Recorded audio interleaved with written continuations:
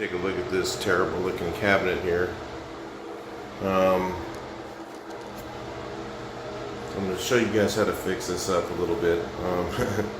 And in California, pretty much they got rid of all the Chinex or China bristle brushes, along with all the oil-based paint, except for Rust-Oleum. I think that's the only thing left. I don't know how much longer that's going to be out there before they don't allow that. But and the stuff that's left is pretty much garbage. But they still do have some oil-based stains, and what I'm going to use to fix this is gel stain. And the thing about gel stain that's nice is it can actually go on. It can go on and just leave it. You don't have to wipe it by hand, but you can wipe it too. So I'm kind of taking a brush and tried to work everything out of the corners, and everything's pretty much water damaged here. I tried to wipe this down, and of course all we have here in California again is acetone. So if it says paint thinner on it, you open it up, it's acetone. Whatever it is, it's all acetone. So you know, you wipe down something with paint thinner where it wouldn't have damaged it. Now look what it does. Just, that's no big deal. I'll get that all looking good. So I've got a couple different colors here, and I'm going to test it. I don't know what's going to happen. I think this one here is a little too light. Yeah, too light. So let me get some of this one. You just kind of play artist and just kind of work it. That's all you do. And a good Chinex bristle or China bristle will help with this. And what I'm going to do is, if you have a China bristle, like I said, it'll kind of clean it up. And I mean, this is kind of a quick job, looking to sell this place. So we're not looking for, you know, a complete restoration. It's weird in the camera. It looks completely different than it does in person. Like that spot looks, this spot here looks really light in person. It's very little difference in color, but you just add a little more of the dark. And then, so that looks pretty good. You can see a ropey brush mark in the video, but in person, nothing. It doesn't hardly even noticeable. So just so you know that. So then all this little stuff here, what I'm going to do is I'll just go around and just touch it up with gel stain. If you're looking to wipe off some, you can use a couple different methods. Of course, you can use the old rag and wipe it if you need to. You know, like for instance, if I wanted to wipe this off, you can kind of wipe it with a rag. You're just doing like a faux finish. So you just kind of brush a little bit. If you have it, like I said, if you have a good China bristle brush,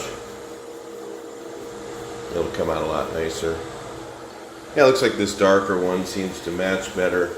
But up there on that, it looks like the lighter one might. So you just get a couple different ones and just kind of dip it like an artist, and you can palette it if you want down here. You know, kind of get it how you want it. And then just clean it up. It's a rustic looking thing anyways. Make it look nice and rustic.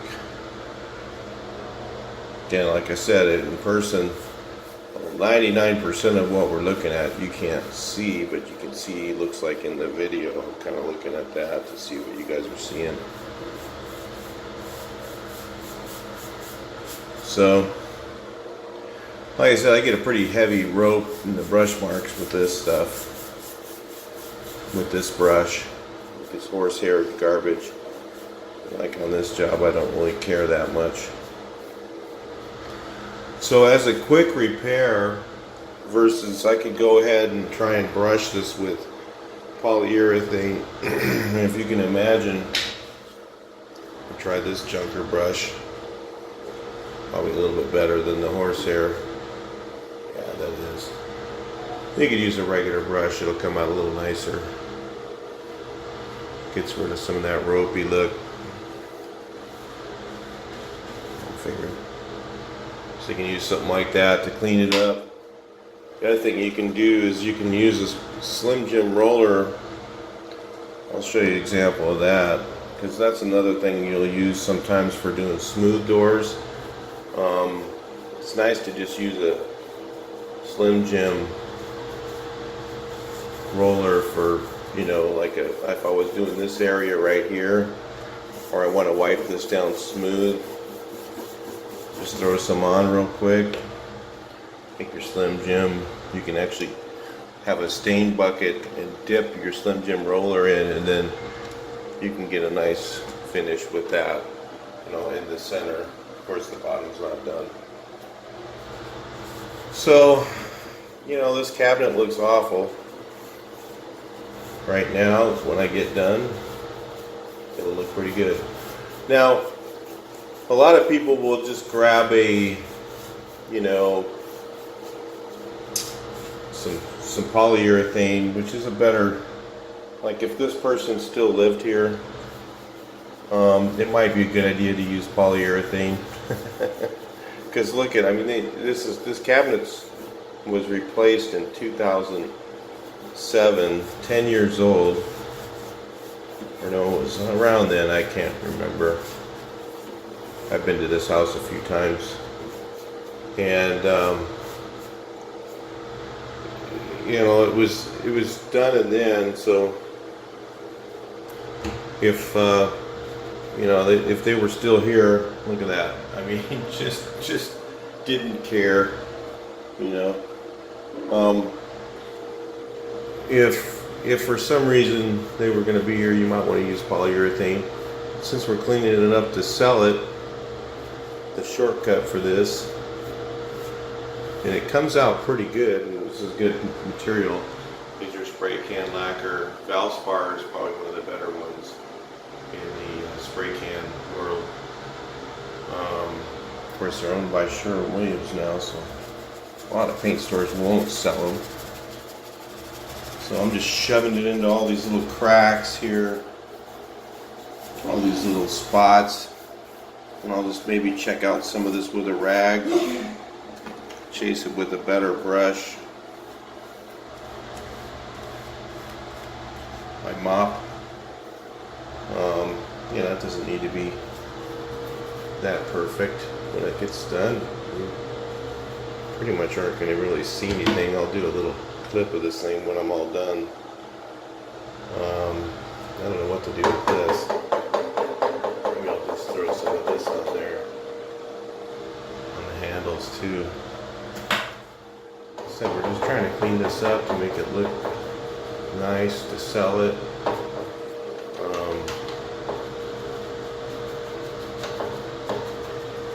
A few little options you can do. Yeah, I could just take my rag and kind of wipe it a little bit. You know, kind of clean that messy thing up there. Yeah, it's not hard. So, little tricks here for you guys. Yep. Let's get a little more stain. See, the legs are just shot on this thing. Nice thing about, like I said, the gel stain is you can wipe it. You can do a lot of different things. It like has a little bit of like a polyurethane in it or something that makes it dry. So it's almost like that shading stuff. And by the way, I did already clean this cabinet. You'd never think I did. But I cleaned it and then I chemical wiped it as well. So you really want to do that before you start. There we go. So if you see it's starting to take some shape here, if you saw it beginning of the video. It looked pretty bad. We got some of that stuff I'm gonna clean up, and then all you do is just put it on, make your grain again. They actually have this gel stain, not by Minwax. Of course, I got Olympic here, and I get Minwax. Both are about the same. And if you get the one, they have one by, I think it's Olympic, that's in a little flat can. It's about that thick, and it's called Natural, and it's not clear. It's actually like the color of natural wood, and you could actually take that material there and go straight over Bondo, and use your brush, use your horsehair brush, and then use a regular brush. I usually use a little bit of both, depending on the look I'm looking for. And you can actually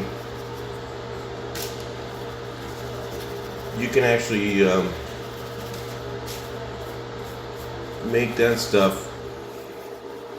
You can actually put your grain back in a piece of Bondo. I've had a piece of Bondo that, 4 inches by 4 inches in a door. And when I was done, the customer goes, "How did you get rid of that?" And I'm like, "Well, it's magic." Never really told him what I did, but I had fixed it. You could not see it. So that's a little bit about stain, how you can do it. Looks like I gotta do the insides of these things. Might have to use a lighter color. I'm gonna pause the video real quick while I do that. Right, so the magic formula to doing these doors was actually to use the roller, because it looked like it was a little lighter color, and then that just stains in the corners. It's really hard for me to show you this, but if you see here, right there, I've got a nasty looking stain, and I'm just going to go ahead and throw a little of this stuff on there. Of course, it looks horrible. There's a little bit of dust in here. I ain't really worried about it.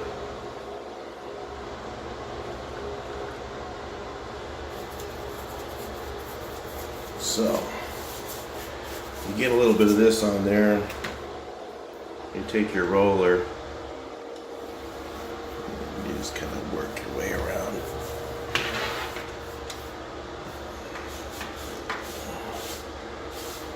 It's just artwork, guys. It's not like an ant trap. So that'll still just clean this up to sell this place. Get rid of that stain there. I'm looking for perfect again. Dip a little bit of into the roller in here. Then I'll just kind of blend this out.